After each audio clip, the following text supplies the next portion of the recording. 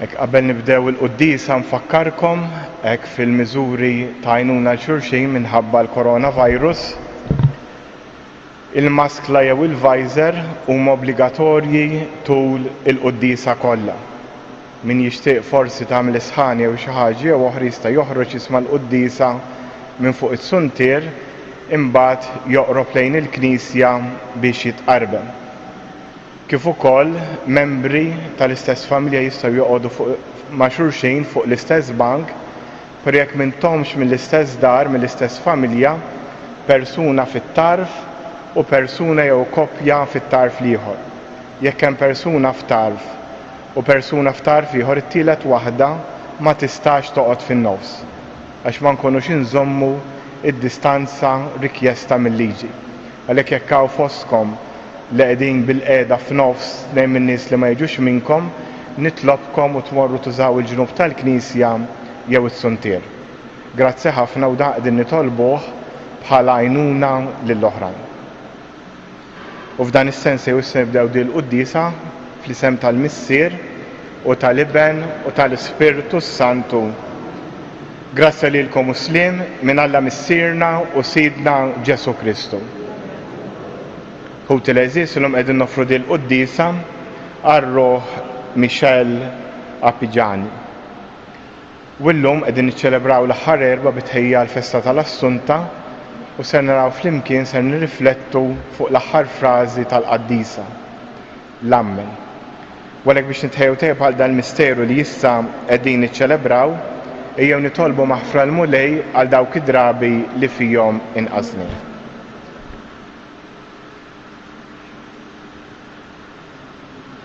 Iben Talla li twellit minn xebba u sirt ħuna, mulej ħnina. Iben il-bniedem li tader in-natura dajfa tagħna l-bnedmin, Kristu ħnina. Iben il-kbir tal-Missier li salva li jħutek u twassalhom fis-sema, mulej ħnina. Iħenna lina Alla li jista' kollox, jaħfrinna dnubietna u wassalna għal ħajja ta' dejjem.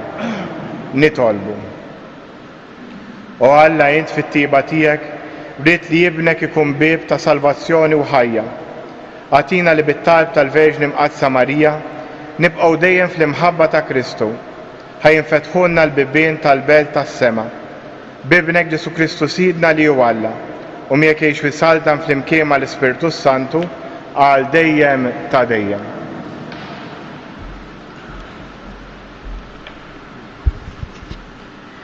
Qari mill-ktieb tal-profeta Eżekjel.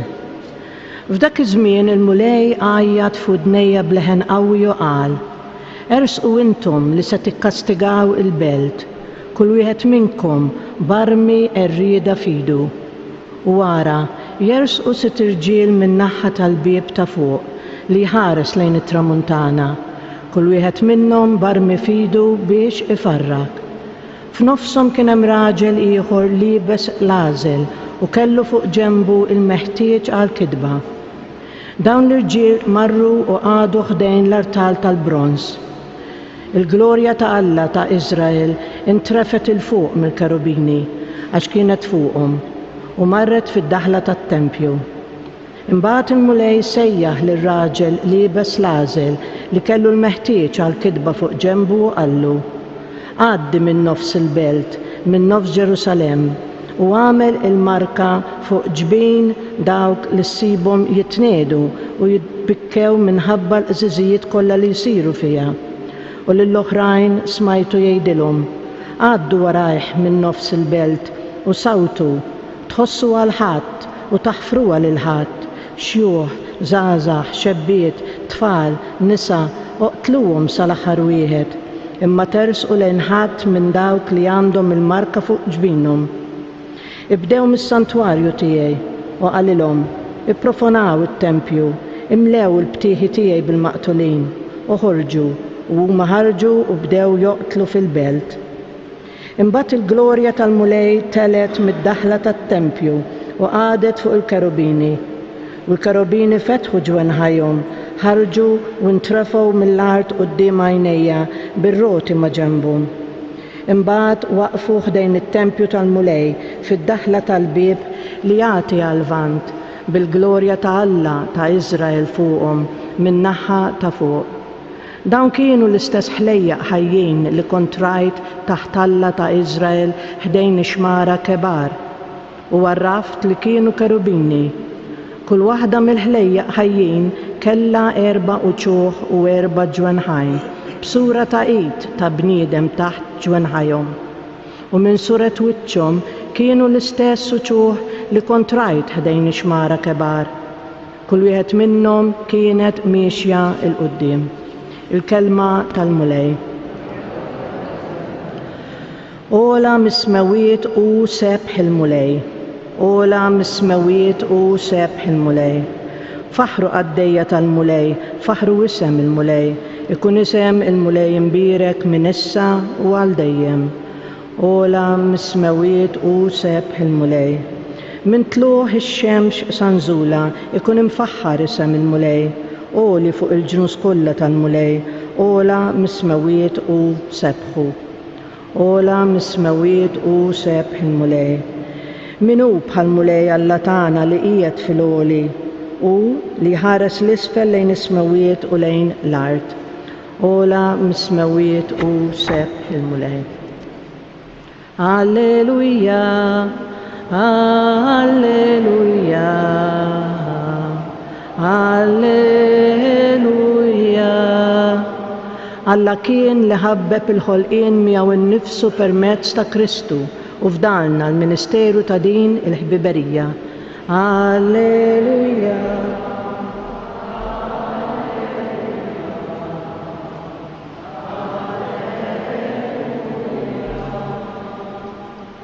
Il-mulej ma'kom. Għana mill-Evanġelu skont San Mattew. F'dak iż-żmien Ġesu qal lid-dixxiepli tiegħu: jekk ħuk jaqaf xi dnub, mur witbu waħdu u jekk jisma' minnek tkun irbaħt lura lil ħuk. Jekk ma jismax, erġa' mur hu miegħek wieħed jew 2 oħra biex kull ma jingħad jissaħħaħ bil-kelma ta' żewġ xhieda jew 3. Jekk imbagħad anqas minnhom ma jkun irid jisma', mur għid lill-Knisja. Jekk anqas mill-Knisja ma jkun irid jisma', żommu b'wieħed pagan u pubblikan. Tassew ngħidilkom li kull ma torbtu fuq l-art ikun marbut fis-sema u kull ma tħollu fuq l-art ikun maħlul fis-sema. Ngħidilkom ukoll li jekk nemminkom fuq l-art jollu leħinkom flimkien biex jitolbu xi ħaġa, missieri li hu fis-smawiet jagħtihilkom. Għax fejn 2 jew 3 ikunu miġbura f'ismi, hemm jien inkun f'nofshom. Il-kelma tal-mulej.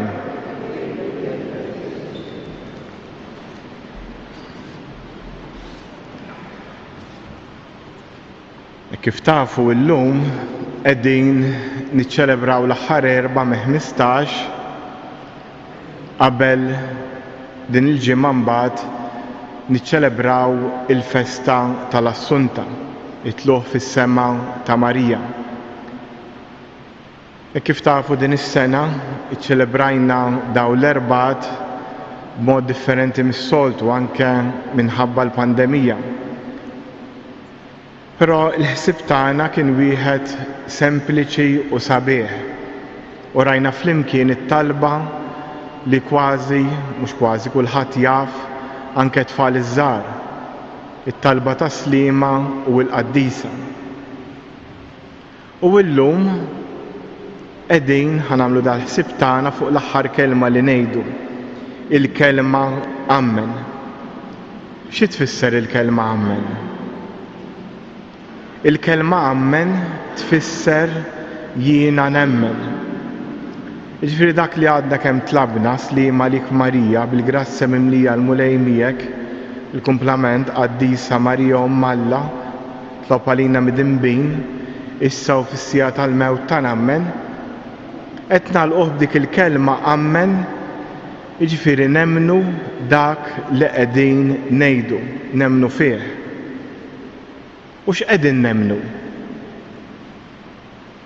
Qegħdin nemmnu li bħal Marija kull wieħed waħda minna għandu sejħa partikolari fil-bidu Sliema lik Marija l-Anġlu li jħabbar lill-Omna Marija li bħalma ħabbar lilha wkoll għandu missjoni għal kull wieħed waħda minna. Bil-grazzja mimlija Allaha grazzja ma' Omna Marija. Alla qed jieħu grazzja magħna dejjem u b'mod kontinwu. Ix'inhi il-konsegwenza l-sitwazzjoni storika li fiha qegħdin ngħixu. Alla qiegħed hemm għalina u qiegħed hemm għalina bi grazzja speċjali għalija u għalika għal kull wieħed waħda minna. Sew jekk midneb, sew jekk qaddis. Il-mulej qiegħed magħna. Imbagħad ngħidu l-qaddisa Marija Omm Alla, aħna nitqazzu bħal Marija u Alla qaddis rajna flimkien. U aħna nemmnu li l-Alla qaddis u aħna noqorbu leh nitqazzu minnu. Bil-Malti ngħidu ma min rajtek xebbaħtek u dan ix-xebb jidher fil-qdusija. Jekk jien inkuq ripalla u Allu qaddis jiena nemmen li dik il-qdusija ser tiġi fija. Imbagħad induru lejn Omna Marija bħala dik l-Omm li għadha fis-sema u ngħidula tlob għalina mid-dinbin. Hekk niftakru f'dak l-episodju ta' Kana. Omna Marija rat il-bżonn ta' dawk l-arajjes u marret talbet lil Ġesu. U Omna Marija titlob għalina mis-sema qegħdem lesta biex tenna sew jekk ikonna mart spiritwali, sew jekk inkunu f'xi dnub. Titlob għalina quddiem Ġesu, quddiem is-salib, sew jekk hu mart fiżiku, sew jekk mart mentali, sew jekk mart soċjali, forsi xi ħadd jaqla xi qlajja fuqna. Marija tinterċedi għalina. U fejn tinterċedi għalina? Issa u fis-sija tal-mewt tagħna. Araw kemm sabiħ ngħidu Sliema, aħna qegħdin nemmnu li Marija qed tinterċedi għalina issa fil-mument ta' issa. Mhux il-bieraħ li għadda, jew għada li għadu ma ġiex, imma l-mument ta' issa. Il-mument ta' issa li bih aħna nistgħu nitqazzu. U fil-mument ta' issa li nistgħu niltaqgħu ma' Alla. Il-passat għadda. L-uniku ħaġa nistgħu nagħmlu mill-passat li nitgħallmu. Il-futur ma ġiex. Imma issa. Dak li qegħdin nitolbu fis-Sliema. Li imbagħad dal-mument ta' qdusija ta' issa tal-laqa' Alla iwassalna u nitolbu l-Marija biex iwassalna li ġurnata waħda niltaqgħu magħhom fis-sema, issa u fis-sija tal-mewt tagħna. Dak li qegħdin nemmnu li fis-sija tal-mewt tagħna Omna Marija ser tkun hemm, ser tieqaf magħna, ser titlob għalina biex aħna ninaqdu ma' Alla.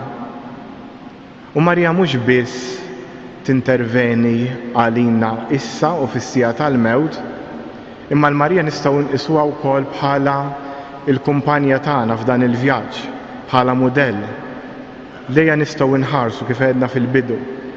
Lejn Marija nistgħu nħarsu kif nistgħu ngħidu iva lil Alla, kif nistgħu ngħidulu iva sew meta jafdalna xi ħaġa fi żejna bħal mill-vokazzjoni tagħna, s-sejħa tagħna, l-missjoni. U ma' Marija nitgħallmu ngħidulu iva wkoll fil-mument tas-salib, mhux biss tagħna imma wkoll tal-oħrajn. Marija kellha s-salib tagħha, xejn pereżempju kellha taħrab Ġesu l-Eġittu, xi lil Ġesu kienu jsalbuh, però hi kienet ukoll ma' ħadd ieħor li kien iġorr is-salib. Baqgħet wieqfa ħdejn Ġesu. U minn dan kollu aħna mhux biss Marija tenna issa, imma nistgħu nħarsu lejha biex nitgħallmu minnha kif għandna nġibu ruħna. Għalhekk jew nagħmlu dan l-att ta' fidi. U meta ngħidu Sliema u l-Qaddisa, x'in ngħidu dik il-kelma ammen, mhux biss niftakru dak li Alla għamel ma' Marija, mhux biss niftakru Omna Marija x'tagħmel ma' kull wieħed waħda minna, imma jew nemmnu. Li nemmnu l-ammen tfisser li mill-moħħ tagħna l-affarijiet li nafu inniżluhom fil-qalb tagħna. Imbagħad li jekk mill-moħħ jinżlu fil-qalb, bħalma l-qalb tippompja d-demm u tibagħtu fil-ġisem kollu, frasna, f'idejna, f'saqajna, jekk nemmnu dak li nkunu wedna imbagħad idejna u saqajna jinbidlu, ġifieri l-azzjonijiet tagħna fil-ħajja, fis-soċjetà, fil-familja, fil-Knisja li fiha ngħixu jinbidlu b'mod awtomatiku. Għalhekk jew nitolbu l-Mulej biex dak li tgħallimna f'dawn l-erbgħat, dak li ftakarna issa, jinżel minn moħħna għal qalbna biex bil-għajnuna talla dak li nafu jinżel fil-qalb u mill-qalb joħroġ fid-dinja permezz ta' kliemna, permezz ta' għamilna, permezz tal-azzjonijiet tagħna. Fiskiet nitolbu fuq dan.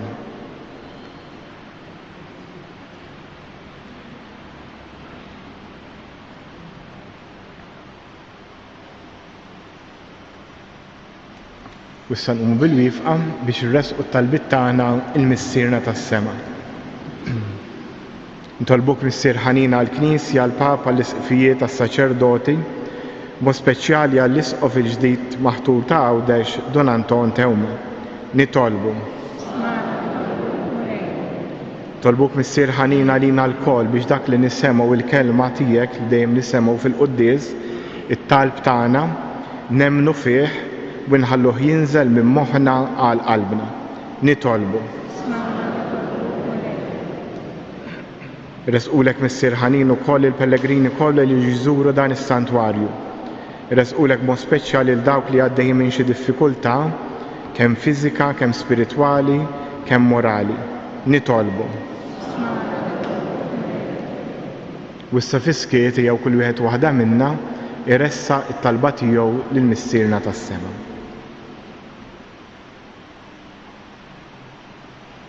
Nitolbu dan kollu bi Kristu Sidna.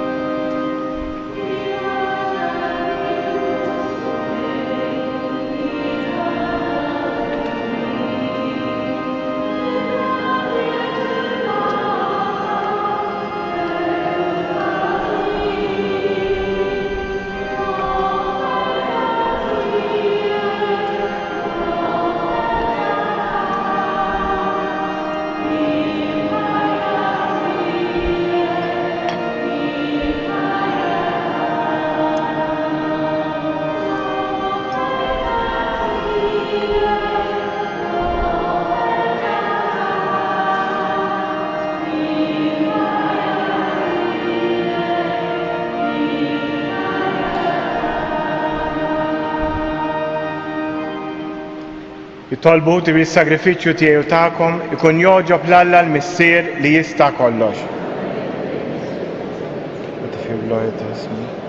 Tiġi tagħna u tal-Knisja mqazza kollha tiegħu. Nofru Mulej lill-kobor tiegħek, is-sagrament ta' Għaqda u Sliem. Aħna nagħmlu t-tifkira tal-Verġni Glorjuża Marija li minna bib għażiż tal-ħajja ħireġ is-Salvatur tad-dinja, Ġesu Kristu Ibnek Sidna, li jgħix wisaltan għal dejjem ta' dejjem. Il-Mulej magħkom. Nerfgħu qlubna l fuq. Niżżuħar lill-Mulej Alla tagħna. Sewa u xieraq tas-sew Missier Qaddis, tajjeb u taġid tas-salvazzjoni tagħna, li dejjem irroddulek ħajr u li nollu b'tifħir xieraq il-kobor tiegħek f'din iċ-ċelebrazzjoni tal-Verġni Mqazza Marija. Din hi l-Om Verġni li fija isseħħ ħiġbija tal-bieb tal-vant tat-Tempju. Minna għadda l-Mulej, infetħet għalih biss u reġgħet ingħalqet u baqgħet magħluqa. Din hi l-Verġni Jumli li bil-fidi tagħha fetħilna l-bieb tal-ħajja ta' dejjem, magħluq bin-nuqqas ta' fidi ta' Eva. Din hi l-Verġni titlob ħerqana għal midinbin biex iduru lejn ibnek, għajn ta' grazzja għal dejjem u bieb miftuħ ta' maħfra. Bih l-qtajja kollha tal-anġli ferħan għal dejjem quddiemek iqimu l-kobor tiegħek. Flimkien ma' tagħhom ilqa' nitolbuk it-tifħir tagħna, waqt li magħhom nifirħu u ntennulek. Qaddis, Qaddis, Qaddis, mulej Alla tal-eżerċti. Is-smawiet u l-art mimlija bil-glorja tiegħek. Osanna fl-ola ta' smawiet. Imbirek min ġej f'isem il-mulej. Osanna fl-ola ta' smawiet. Għaddis ta' sew int mulej, inti lajn ta' kull qdusija. Għaddes għalek nitolbuk dal-offerti bil-barka tal-Ispirtu tiegħek biex isiru għalina il-ġisem u d-dem ta' Sidna Ġesu Kristu. Li meta kien se jingħata biex mirraj ħibati, ħal ħobs radd il-ħajr, qasam tali d-disċipli tiegħu u qal: ħudu u kulu il-kol minn dan, għax dan huwa ġismi li jingħata għalikom.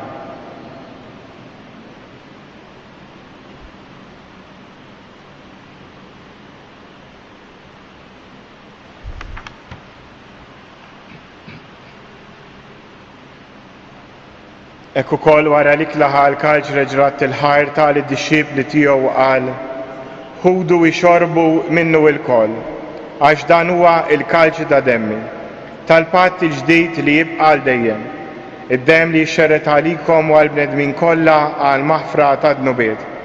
Għamlu dan b'tifkira tiegħi.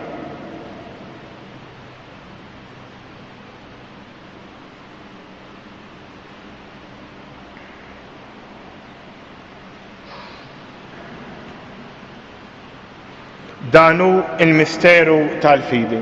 Inħabru l-mewt tiegħek mulej, inxandru bil-ferl għaw minn tiegħek, nistennew sa ma tiġi fil-glorja.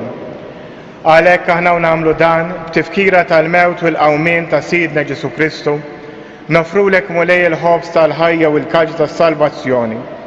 U rroddulek ħajr għax għoġbok tilqana hawn quddiemek biex naqduk. U miċ-ċokontana nitolbu li l-Ispirtu Santu jaqadna f'ġisem wieħed, li jenna nieħdu sem il-ġisem u d-dem ta' Kristu. Ftakar mulej fil-Knisja tiegħek imxerda mad-dinja kollha, wettaq fl-imħabba, fl-imkien mal-Papa Franġisku, l-Isqof tagħna Marju u mal-Ministri tiegħek kollha. Ftakar ukoll f'ħutna li raqdu bit-tama tal-qawmien. Ftakar f'Michel, ftakar fil-mejtin kollha. Daħħalhom quddiemek fid-dawl tas-sebħ tiegħek. Ħenna lina l-koll nitolbuk, għatrinna wkoll il-wirt tal-ħajja ta' dejjem. Flimkien mal-Verġni Mqazza u Malla Marija, żewġa Ġuseppi l-Apostli u l-Qaddisin kollha li jgħix fil-ħbiberija tiegħek sa mill-bidu tad-dinja. Għamel li magħhom infaħruk u nsebħuk b'Ġesu Kristu ibnek. Bi Kristu, ma' Kristu u fi Kristu. Jingħata lilek Alla missier li tista' kollox, flimkien mal-Ispirtu Santu, kull ġieħu glorja għal dejjem ta' dejjem. Immexxija mill-istess Spiritu li mexxa lil Ġesu, ejjew nitolbu t-talba li hu stess għallimna. Missierna li inti fis-smawiet, jitqaddes ismek, tiġi saltnatek, ikun li trid int kif is-sema hekk fl-ard. Ħobżna ta' kuljum għatina llum, aħfrinna dnubietna, bħalma naħfru il-minu ħati għalina, la ddaħħalniex fit-tiġrib, iżda ħlisna mid-deni. Eħlisna jitolbuk mulej minn kull deni, għatina fit-tieba u l-ħnina tiegħek il-paċi fi żmienna, biex inkunu ħielsa dejjem mid-dnub u imħarsa minn kull inkwiet. Aħna u nistennew u nittamaw ilena u l-miġġa tas-Salvatur tagħna Ġesu Kristu. Mulej Ġesu Kristu li qed l-apostli tiegħek inħallilkom islim nagħtikom islim tiegħi, la tħares lejn dnubietna, iżda ħares lejn il-fidi tal-Knisja tiegħek, għad jaslimu l-għaqda li int trid fija, int li tgħix fis-saltan għal dejjem ta' dejjem. Il-paċi tal-mulej tkun dejjem magħkom. Għatu l-paċi lil xulxin.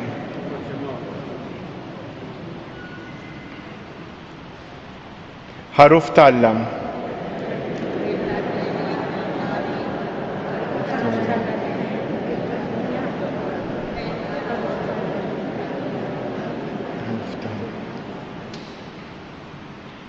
Danu il-ħaruf tal-lam, danu li jneħħi d-nubiet tad-dinja. Ħen jindawk li huma mistiedna għall-ikla tal-ħaruf. dejt stemma waħda ruħi tkun fej. Il-ġisem ta' Kristu.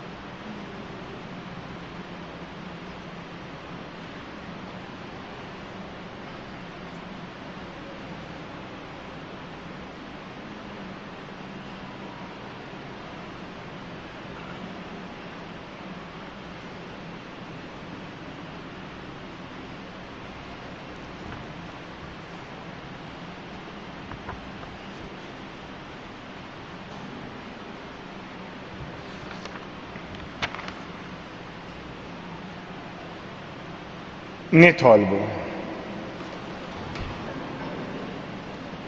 U Alla s-sagrament tas-salvazzjoni tal-ġisem u d-dem ta' ibnek il-waħdini li bih tqarbilna ferħana fġieħ il-Verġni Marija Ommu, ikun għalina ta' ġita l-ħajja ta' issa u fil-ħajja ta' dejjem. Bi Kristu Sidna. Hekk infakrukom li nhar il-ġimgħa 14 ta' Awwissu tiġi ċelebrata il-velja tal-Assunta.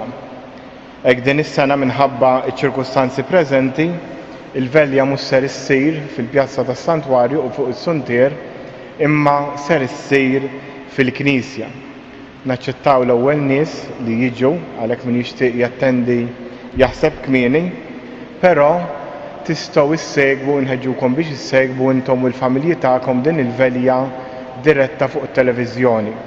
Ser tkun imxandra fuq televiżjoni Malta 2 kif ukoll fuq Radju Marija. Għal dawk li jkunu jixtiequ jiġu bil-kwiet imbagħad wara l-velja għall-ħabta tal-10:30 tibda l-adorazzjoni fil-Knisja, tibqa' sejra sa nofs il-lejl fejn imbagħad f'nofs il-lejl issir qudiesa oħra. Minħabba l-pandemija wkoll ser tiġi mħassra il-qudiesa li s-soltu ssir filgħodu fuq l-għolja ta' Ammar kif ukoll ir-Rużarju li jingħad fid-dar ta' French tal-Alp. Imbagħad il-quddies nhar Santa Marija 15 ta' Awwissu ser ikun eżatt bħal nhar ta' Ħadd, jiġifieri fis-6:15 filgħodu, fit-8:30, fl-10, fil-11:15 u fil-5 ta' filgħaxija.